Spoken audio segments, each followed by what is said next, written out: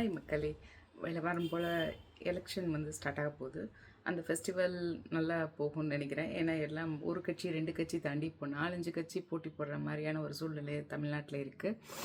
ஓட்டு போடுறதுக்கு முன்னாடி நம்ம என்ன பண்ணணும் பார்க்கலாமா? யார் வேணால் என்ன வேணால் சொல்லிட்டு போட்டுங்க.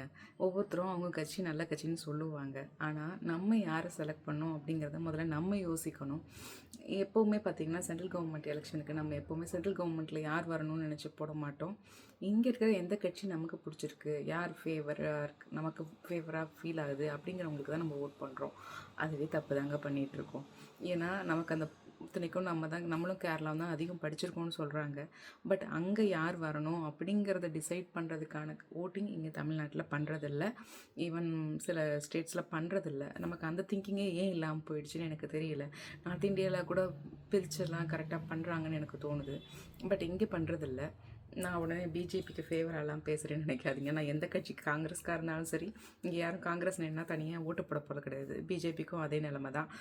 அப்போது நம்ம யாரை பேஸ் பண்ணி ஓட் பண்ணுறோம் அப்படின்னு பார்த்தீங்கன்னா, இங்கே இருக்க கட்சியை வச்சு தான் பேஸ் பண்ணி நம்ம ஓட் பண்ணிகிட்ருக்கோம். பட் அது தப்பு. ஓகே, நம்ம இப்போ இந்த எலெக்ஷனை பற்றி பேசலாம். முக்கியமாக பார்த்திங்கன்னா மெயினான கட்சிகள் எப்போவுமே இருந்துகிட்டு இருந்தது டிஎம்கே, ஏடிஎம்கே தான். நடுவில் நிறைய கட்சிகள் வந்தது. பட் யாராலையும் ஷைன் பண்ண முடியலை, அது நமக்கு தெரியும். அப்போது அதை தாண்டி இப்போ அடுத்து என்ன பார்த்திங்கன்னா பிஜேபி. இந்த பக்கம் தாவேக்கான விஜயால் ஏற்படுத்தப்பட்ட கட்சி. எனக்கு விஜய் ஆக்டராக ரொம்ப பிடிக்கும். ஆனால் அவர் எனக்கு நான் படிச்சிருக்கேன், நான் எம்இ படிச்சிருக்கேன். பிஹெச்டி ஜாயின் பண்ணிட்டு கன்டினியூ பண்ணல. ஸோ எனக்கு கொஞ்சோண்டு அறிவு இருக்குதுன்னு நினைக்கிறேன். ஸோ அவர் எனக்கு பிடிக்கும். ஆனால் அதுக்காக அவர் எதுவுமே அவரை பற்றி தெரியாமல் அவர் ஒரு எம்எல்ஏவாவோ ஏதோ ஒன்று வந்து பார்த்தா தான் அவரை பற்றின ஒரு ஜட்ஜ்மெண்ட்டுக்கு வர முடியும். ஸோ அவரை பற்றியே ஒரு ஜட்ஜ்மெண்ட்டுக்கு வரத்துக்கு நமக்கு அவரும் அவருக்கு கூட இருக்கவங்க கட்சிக்காரங்க வந்து பார்த்ததுக்கு அப்புறம் தான் நமக்கு அவங்க என்ன தான் பண்ணுவாங்கன்னே முதல்ல தெரியும்.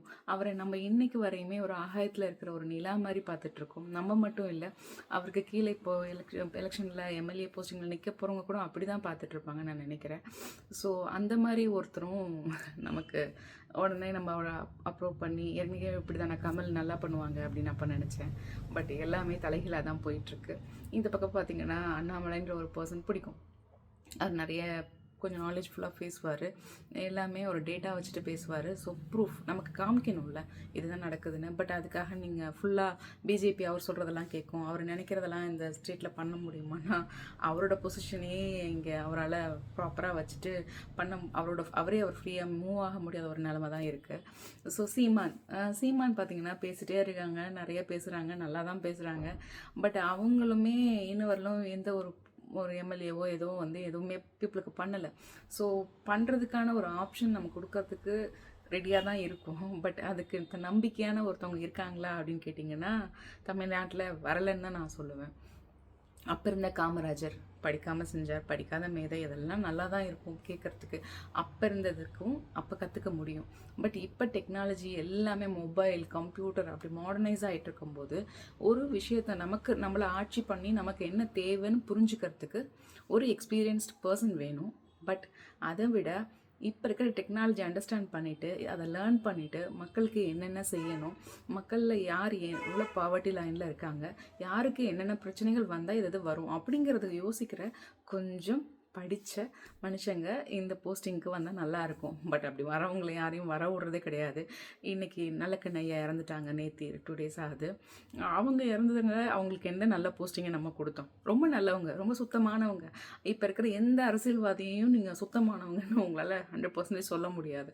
காமராஜர் மாதிரி, கக்கன் மாதிரி நம்ம கண்ணுக்கு முன்னாடி இப்போ இறந்துருக்காங்க. அவங்களுக்கு நம்ம என்ன பெருசாக ஓட் பண்ணி அவங்கள என்ன கொடுத்துட்டோம் நமக்கே தெரியல. அப்போ நம்மளே தப்பாக இருக்கும்போது நம்ம பொலிட்டீஷியன்ஸையும் ஒரு நல்ல பொலிட்டீஷியன் எதிர்பார்க்க முடியாதோ தெரியல. பட் கொஞ்சம் உங்கள் ஏரியாவில், ஏன்னா இப்போ எம்பி எலெக்ஷன் பார்த்திங்கன்னா ஏரியா பெருசு. ஸோ உங்களெல்லாம் அந்த பர்டிகுலர் பர்சனை பற்றி ஓரளவுக்கு தான் கேதர் பண்ண முடியும். பட் எம்எல்ஏ இப்படின்றது அப்படி கிடையாது. யார் போய் நாளைக்கு ஆட்சி பண்ண போகிறாங்க அப்படிங்கிறது நமக்கு வேண்டாம். ஒருத்தவங்க ஆட்சி பண்ண போகிறவங்க நமக்கு நல்லவங்களா, நமக்கு பண்ணக்கூடியவங்களா தான் அந்த பர்சன்ஸை கொடுத்துருக்காங்கன்னா அந்த கட்சி ஆட்சிக்கு போகும்.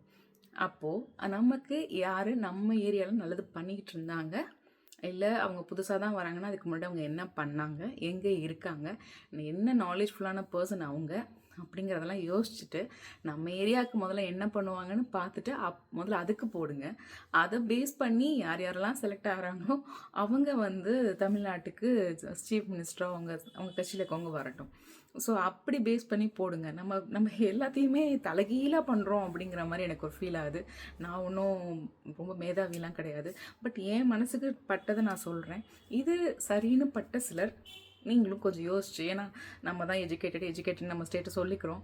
ஸோ அதை நம்ம கொஞ்சம் செயல்லையும் காமிக்க முடியுதா அப்படின்னு எலெக்ஷனில் பார்க்கலாமே. தேங்க்யூ. பாய்.